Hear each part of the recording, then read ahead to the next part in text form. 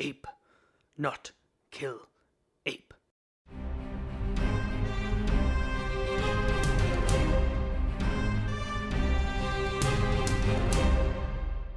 Hello everyone, and welcome to episode number 50 of Movies Are Awesome, the show all about Taekwondo. My name is Nathan Pottle, and thank you so much for joining me today, and it's the 50th episode. It's so exciting. I am happy that I've been able to stick with the show for this long. I've made it up to 50. Here's to doing 50 more, and I've got a whole bunch of things that I want to say. Well, actually, not that many things I want to say. First off, I want to say thank you for people who have been listening right from the beginning all the way here to episode 50. From the bottom of my heart, thank you so much. It means a lot. I like that people are listening to the show. I like that people are enjoying it. Also, I have done something new and exciting. I have made an official Instagram page for Movies Are Awesome. And so the link for that is in the show notes here. If you just scroll down, you'll be able to find it. You can follow the show there. There'll be updates about new episodes or maybe like polls on topics for new episodes, things like that. I really want it to be an interactive type page, so feel free to go ahead and check that out. Also, because this is my 50th episode, I wanted to do something kind of fun and different and exciting. It's not really different because it's a list that I'm going to go through here, but I'm going to talk about my favorite movies. So basically, it has been a while since I've kind of looked at my top 10 favorite movies of all time list, and I think it needed a bit of a shakeup and some revisions here. I think there are some movies that have made its way into the list and some movies that have kind of fallen out of favor with me a little bit, and so I've rearranged it and I've shuffled it around, and so now this is kind of a updated, revamped list of my favorite movies of all time here. So I've got 10 movies that I want to talk about today.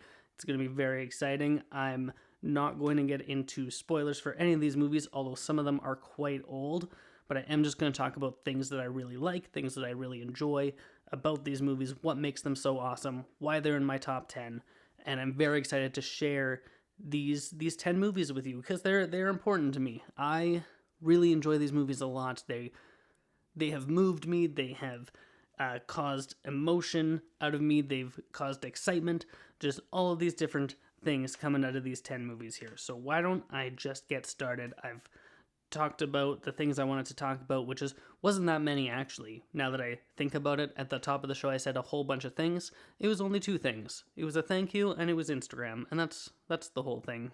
That's it. So why don't I get into the bulk of the show here? So why don't I start with my number 10 favorite movie, and it's not only number 10 on my list, it is also the oldest movie on this list, and that is The Wizard of Oz. Now, The Wizard of Oz was released in 1939, and this is a movie that has, and I've talked about it on the show before, so I'm sorry if I'm about to repeat myself here, but I'm going to kind of talk about it anyway. Now, this is a movie that has really just stood the test of time, really more than any other movie, and it's so permeated into our culture and into pop culture just kind of generally, that even if you haven't seen The Wizard of Oz, you are familiar with it. You know about Dorothy, the Scarecrow, Tin Man, the Cowardly Lion, the Wicked Witch of the West. You know, I Don't Think We're in Kansas Anymore. You know There's No Place Like Home. I'll Get You, My Pretty. If I Only Had a Brain. There's just so many things about this movie. Follow the Yellow Brick Road is another one. Just the cultural references that pour out of this movie. It's just on and on and on and on it goes. There's just no end to it in sight. And I think that really stems from the fact that this is just a really good movie. It's excellent quality, the way it uses black and white and color to contrast the real world versus the fantastical, the way that Dorothy is going on this journey of self-discovery. It's really just spectacular. There's not much about this movie that I have to complain about. Obviously, some of the visual effects are not that great. Some of the performances are a little hokey, but this movie came out in 1939. This year, The Wizard of Oz is going to be 81 years old. 81 years old. That's absolutely crazy, and the movie still holds up. I've got my copy on Blu-ray. I try to watch it at least once a year. I haven't watched it in the last couple, actually. I should sit down and rewatch it. I should rewatch all of these movies actually because they're all so fantastic. The Wizard of Oz is the number 10 on my list. If you haven't seen it, oh my goodness. Like, I think if anyone wants to consider themselves any kind of movie buff, there are certain movies that exist that are kind of like musts that you should absolutely have seen. And I think The Wizard of Oz for sure is one of them. And I think most people have seen The Wizard of Oz. Like, it's on TV pretty often. You can catch it on TV. I actually don't know if it was on TV pretty often when I was growing up, but I actually don't have cable right now or anything. I don't know if it's available on any streaming services actually. So that's a great question. Do people even have The Wizard of Oz readily available to them to watch? I certainly hope that they do. I think a movie that has been around for so long and has been so influential in our pop culture that I think that everyone needs to have an opportunity to watch The Wizard of Oz, to be able to say that they've seen it and understand just everything that movie means and how it shaped a culture is really what this movie did. It shaped a culture. But like I said, I don't want to get into spoilers on any of these movies here, so I am going to move on to my number 9. It is one of the newer movies on this list. It is from 2017, and that is, of course, Blade Runner 2049. This is, of course, directed by Denis Villeneuve, who is just an absolutely brilliant director. His new movie, Dune, is coming out later this year. It's in December, I think.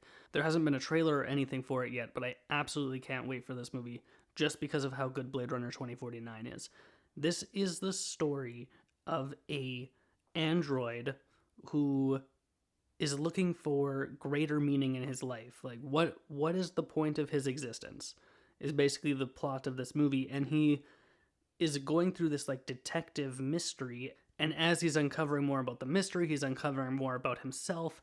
And it's, once again, it falls along the lines of Wizard of Oz, this self-discovery. This theme of who am I is so important, and it comes up again and again and again in movies, and it's very strong in Blade Runner 2049. I've talked ad nauseum about the cinematography. This movie is gorgeous to look at. Every single frame of this movie is a work of art. If there was any kind of way I could like phrase a movie frame and like print it off, I would choose frames from this movie because it's just so gorgeous. And then, of course, the performances are also really good. You have Ryan Gosling, who is quickly becoming one of my favorite actors. He just knocks it out of the park every time he's in something. He is just so good in the last little while. Between Blade Runner 2049, he was really good in The Nice Guys. He's great in La La Land. He's great in First Man. Just every time he pops up in a movie, I'm there. I'm down. I want to watch Ryan Gosling in more things just because he's so talented, this guy. And he acts alongside Harrison Ford in this movie. Also, he's a powerhouse actor. Obviously, Harrison Ford has this legacy. And this isn't even going to be the only time I'm talking about Harrison Ford in this episode because I've got him in another movie later down on the list. And then we have Jared Leto's in this movie too. He's really good. Ana de Armas, whole bunch, just the whole cast of this movie. They work so well together in order to tell this story, and this is such a well-realized world, and the story is just rock solid. I love this movie. It's fantastic. The score is beautiful as well. It's just amazing. So Blade Runner 2049, this one is a little bit more on the mature side for audiences, so I usually like to give warnings if there are kids in the room and you're wanting to watch Blade Runner. Maybe check out like the parental guide on IMDb before sitting down to watch this movie with your kids, just to make sure that you're okay with what you're about to watch with them. And if you're not okay with the kids watching Blade Runner 2049, you might be okay with them watching my number 8, because my number 8 is Toy Story 3, which came out in 2010. So of all of the Toy Story movies, all 4 of them, Toy Story 3 is my favorite one, obviously, because it's on this list. I feel like this movie perfectly balances nostalgia and new. I'm trying to think of another word for new, but it's balancing like the feelings that I had watching the first Toy Story when I was 4 years old to now when how old was I when Toy Story 3 came out? Let's do some math in my head here. I must have been 16 or 7. I must have been 17. And watching Toy Story 3 in theaters, 17-year-old Nathan was just so emotionally invested because Toy Story 1 and 2 are movies that kind of have always been with me, and I watched them so much. Like, that was the movie that I wore out the VHS tape on because I just watched Toy Story so much. It's a fantastic movie, and then Toy Story 3 comes along, and it is just so perfect the way it ends that you don't even think that you need to have a fourth movie. And don't get me wrong, I like Toy Story 4. I think it's good, and it has a good ending as well.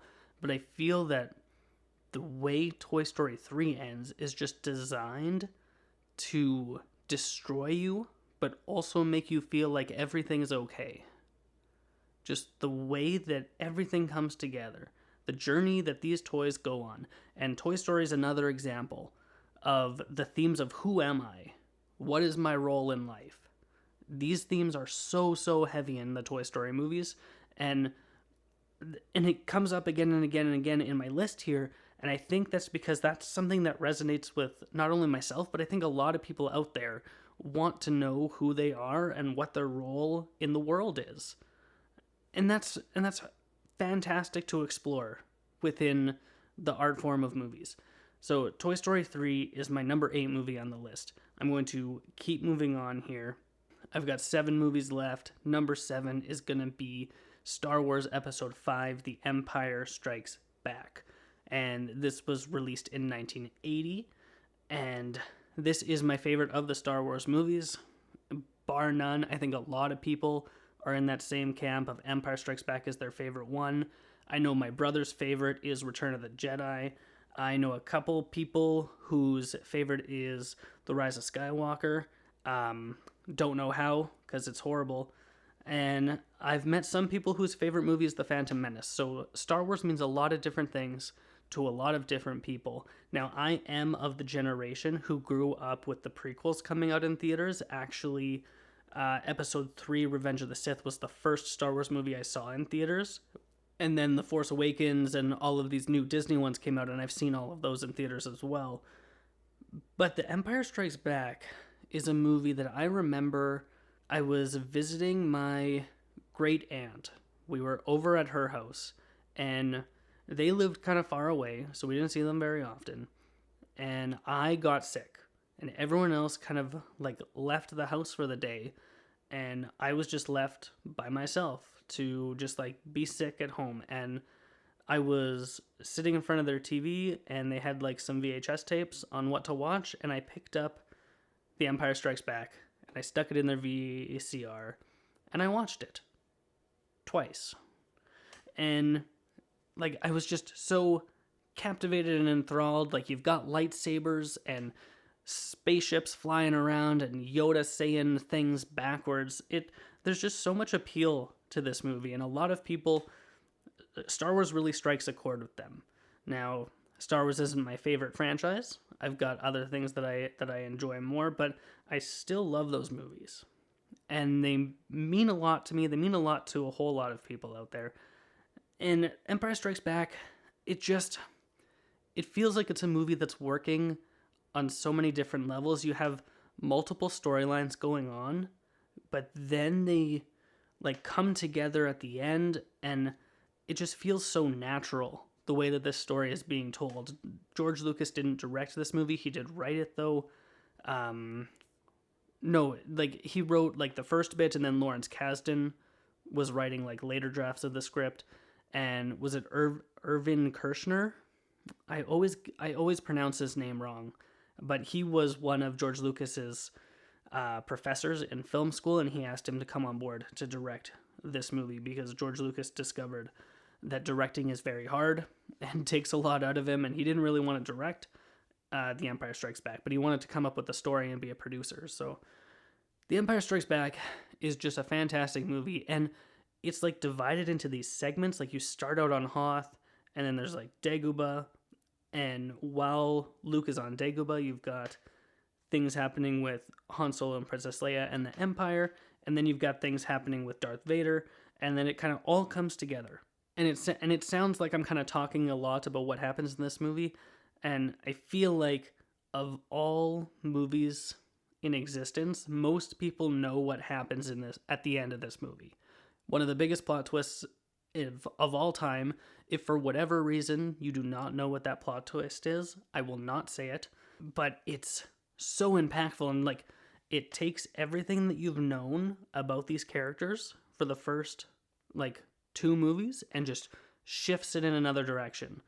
And then something else happens, and then the movie ends, and the story is not complete, and it's not a particularly happy ending, and you're just left wondering what's next. And I know it was really hard for people in 1980 when this movie came out, and they had to wait 3 years to find out what happens next. And I didn't have that experience because I'm not old enough to have been alive when those movies came out. But that doesn't mean that this movie doesn't mean a lot to me. I think it's great, and it's fantastic. I will move on though, but number 7 was The Empire Strikes Back. Number 6 is a movie that's also a little older. It came out in 1954, and that is Rear Window. This is directed by Alfred Hitchcock, stars Jimmy Stewart, and oh my goodness, this is a movie that is just so suspenseful, and you don't know what to believe, and you don't know what to think, and you don't know what's going to happen, but you are captivated beginning to end.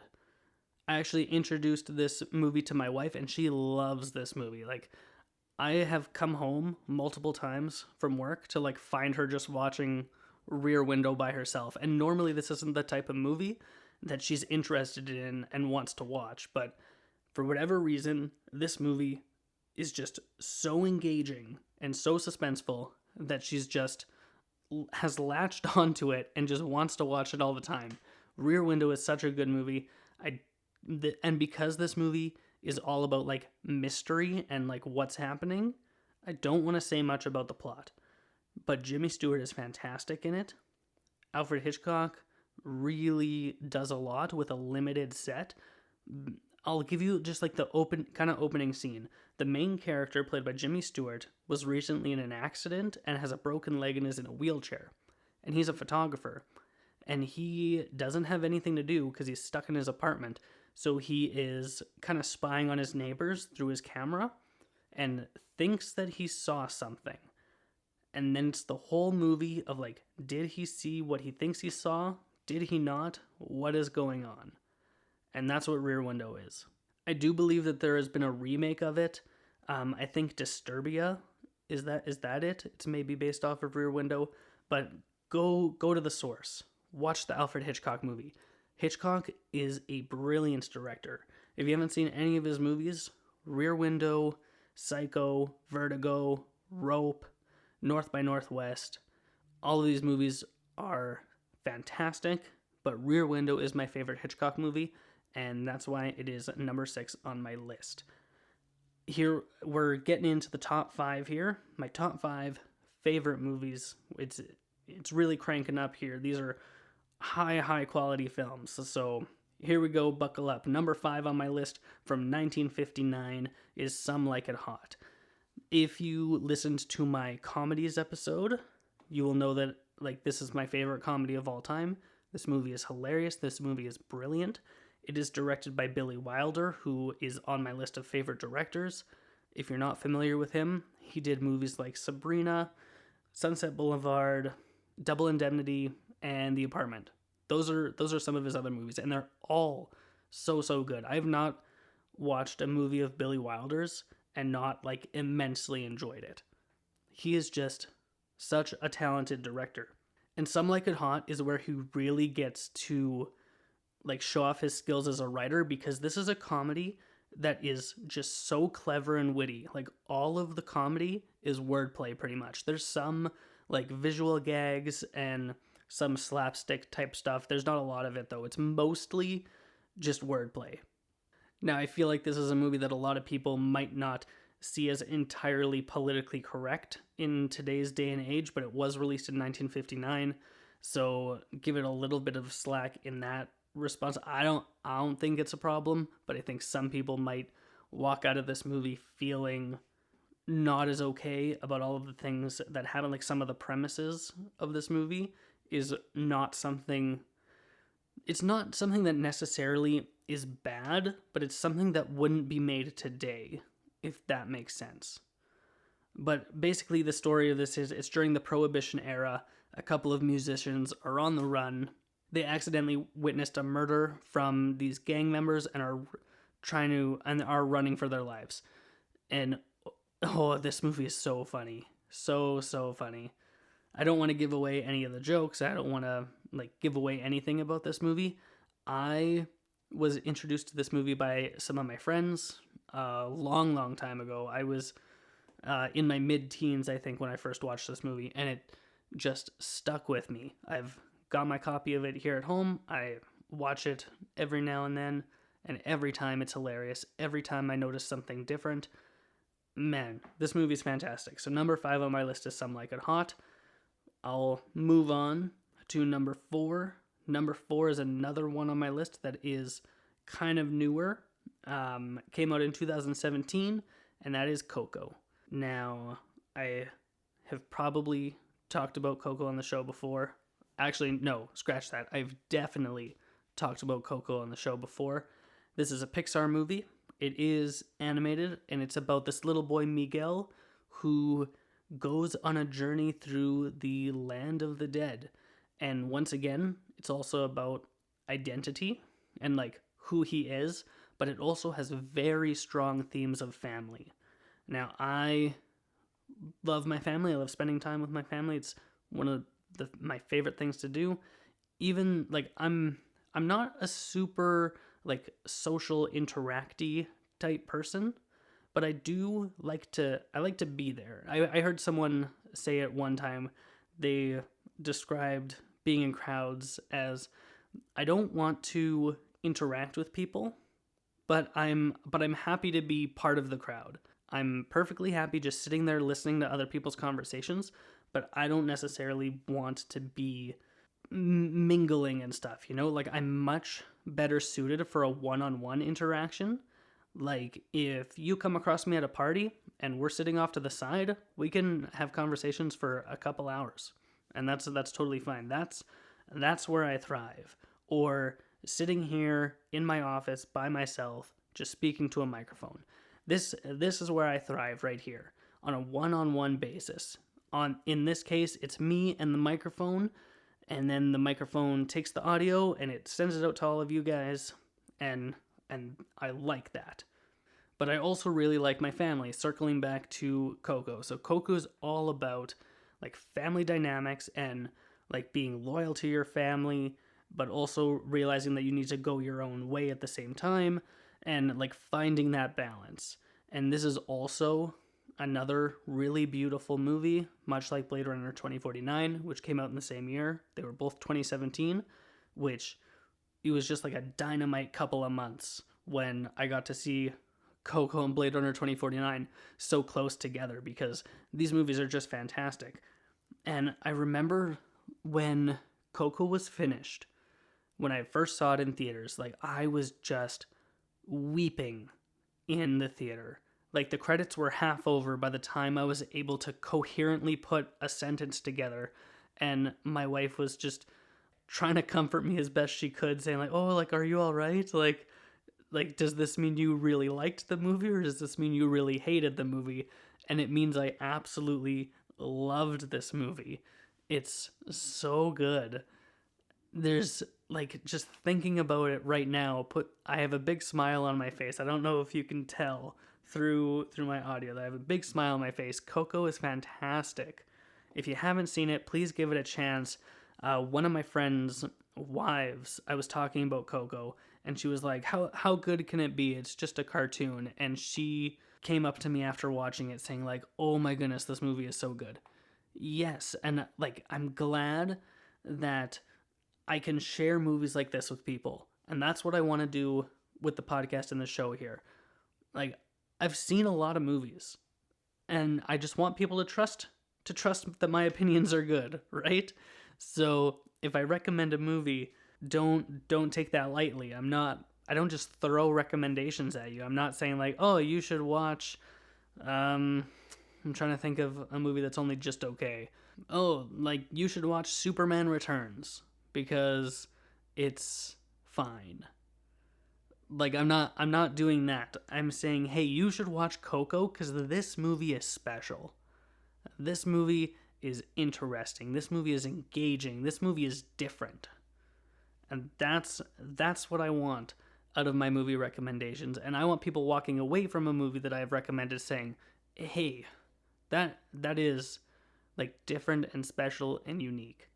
And even if someone didn't like a movie that I've recommended, then hopefully they can at least see why I really enjoyed it or why I would recommend this film. So a movie like Coco, just because it's animated, do not discredit it. Please don't discredit it. It is a brilliant, beautiful movie. I'm going to move on, though, to my number 3 pick. Came out in 1993, the same year that I was born, and that is, of course, Jurassic Park. Now, Jurassic Park is directed by Steven Spielberg, who's the best. His movies are just hit after hit after hit after hit. Now, he's had a couple of misses, not gonna lie, but Jurassic Park is not one of them. This is a movie that has spectacle. This is a movie that gets philosophical. This is a movie that has visual effects that still holds up almost 27 years later. I can put in my copy of it at home and watch it, and there's only a couple of parts of this movie where I'm like, nope, looks fake and dumb. For the most part, this still really holds up. Like there are visual effects in Jurassic World that don't hold up as well as visual effects from this original 1993 Jurassic Park. And that's saying something. This is a movie that was ahead of its time. This is a movie that resonates with a lot of people. There, like, so many things have spawned off of this movie. This is also a really great book. If you have not read Jurassic Park by Michael Crichton, highly recommend it. It does sometimes get bogged down in the science of everything a little bit because he tries to really scientifically explain how everything works. So the book can get bogged down in that a little bit, and the movie doesn't do that as much. But I do highly recommend the book, and the movie is just fantastic. I love this movie so much. The cast is all fantastic. Obviously, visual effects are spectacular. The themes and the way that it makes you think about the ethicalness. Is it ethicalness? Ethicality? I have no idea. Like, how ethical is it to clone things, to give something life when natural selection has kind of wiped it out and has done its job, right? It's just, like, there's so much to this movie. It's not just dinosaurs running around eating people, which I know people like watching that, and that's what Jurassic World is for, and that's what Jurassic Park 3 is for, just watching dinosaurs eat people. But this first Jurassic Park movie is deep. It's not just about dinosaurs eating people. There's a lot more to it than that. I don't have the time to do a deep dive on Jurassic Park right now. I've thought about doing throwback movie reviews and doing like deep dives into movies that are older and have a lot of like meaning and significance. If that's something that you'd be interested in hearing, please let me know and I'll start working on that. If I haven't seen anything new, I'll do like a throwback movie review. I'm going to move on though to my number 2 movie. This one was released in 1950 and it's the second movie by Billy Wilder to make this list, and that is Sunset Boulevard. Now, Sunset Boulevard is a movie that speaks to me in a way because it's about the film industry, and I love movies so much, and I am trying to get things started off as a career here. I want to be a writer and director is like my goal in life. Like that's what I would love to do for the rest of my life. If I was able to like get my feet off the ground and hit the ground running, you know, that's what I want to be able to do. I have done a couple of short films. It's been a while though, because that's what this movie is about. It's about a writer who's trying to get his start. And so it's about a writer whose career is just taking off, and it's about an actress whose who's kind of a has-been, and he uses her influence and she uses his rising stardom, and they're kind of using each other to get what they want. But things start to get a little bit complicated between them, and things start to spiral.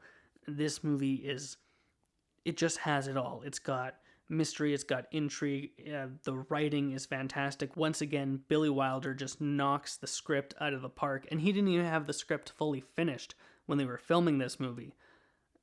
And he just nailed it. Now, I'm going to give credit where credit is due. My wife did introduce me to this movie, so I can thank her for introducing me to this wonderful, brilliant film. I think she showed it to me when we were still dating, and I just fell in love with it. This movie just speaks to me, and it might not speak to everyone the same way that it speaks to me. But I hope that if you watch Sunset Boulevard, if you haven't before, that it at least speaks to you on some level, or you can at least see just how brilliant of a movie this is, especially for being released in 1950. So Sunset Boulevard is my second favorite movie. I'm going to move on to my number one. I think that this should not be a surprise to anyone, but my number one favorite movie is The Lord of the Rings, The Return of the King. Now, if I wanted, I could lump all three Lord of the Rings together, because I do kind of consider them one film, one cohesive story. But if I'm picking just one movie, which I am doing right now, I'm picking The Return of the King. This came out in 2003, and this movie speaks to me in a different way, in the sense that when I saw this movie in theaters when I was 10 years old, that is when I knew that, like, movies can really just mean so much. I had seen the first two movies, and they were fine, and I really liked them, but like seeing everything come together in this climax of a film, this 3.5 hour extravaganza, 4.5 hours if you watch the extended edition, just wide-eyed and just soaking it all in as a 10-year-old boy, and just seeing the scale of this film. I have not seen a movie that has been made to this scale. Like, this movie feels bigger than anything else I have ever seen. It feels grander. It feels more real. Like, you are in Middle-earth. You're with Aragorn on the Pelennor Fields in the battle. You are with Merry and Pippin. You're with Frodo and Sam climbing up the mountain. You're there. At least I am. I absolutely love The Return of the King. I love The Lord of the Rings just in general. I've been to New Zealand to see all of the different sets and the places that they filmed, just because I'm so invested in these movies. Like, this was the movie that told 10-year-old me, I want to do this. I want to make stuff like this. I want to get behind a camera and make something. Like, that's what The Lord of the Rings is to me. And every time I watch this movie, when we get to the end, the emotional peak, I've got tears in my eyes every single time. If you haven't seen the movies, I'm not going to say what point this is or kind of what's happened, but I am weeping every single time I watch this specific scene. Even if I'm not watching the movies and I'm watching that scene just out of context with everything else, it still hits me. And I think a movie like this, that has been a part of my life for 17 years, that resonates with me on a level, it doesn't affect me the same way now watching a movie like this, but 10-year-old me loves this movie, and 27-year-old me loves this movie. And I can't argue with either of them, because this is the best movie I have ever seen. The Lord of the Rings, The Return of the King is the best movie I've ever seen. And sure, you could argue some of the visual effects, with Gollum's motion capture and stuff, doesn't hold up as much as it did in 2003, but a lot of it still really holds up. But the storytelling is all there. The direction is all there. The performances are all there. Everything is there. The world building, the emotional themes, the score, everything is there. This movie runs on all cylinders, and it delivers on every level. And so that's why The Return of the King is my favorite movie. And that's my whole list right there. Why don't I run through it one more time, just really quick. Number 10, The Wizard of Oz. Number 9, Blade Runner 2049. Number 8, Toy Story 3. Number 7, Star Wars Episode 5, The Empire Strikes Back. Number 6, Rear Window. Number 5, Some Like It Hot. Number 4, Coco. Number 3, Jurassic Park. Number 2, Sunset Boulevard. And number 1, The Lord of the Rings, The Return of the King. Thank you for bearing with me as I kind of spill my heart out about how I feel about these movies, but I would like to know, what are your favorite movies? Or what is your number one favorite movie of all time? There are a lot of wonderful, amazing movies out there.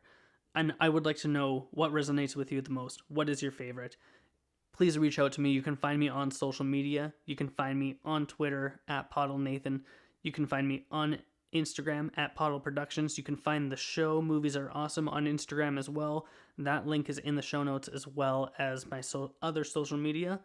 If you like the show and you haven't done so already, please consider subscribing to the show or sharing the show with a friend. You can find it on iTunes, Google Play, Spotify, and a whole bunch of other places.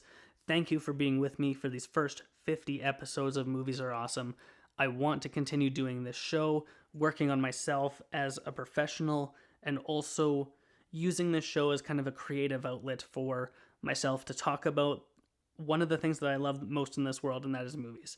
So thank you so much for listening to the show, and if you have nothing else to do, go watch more movies.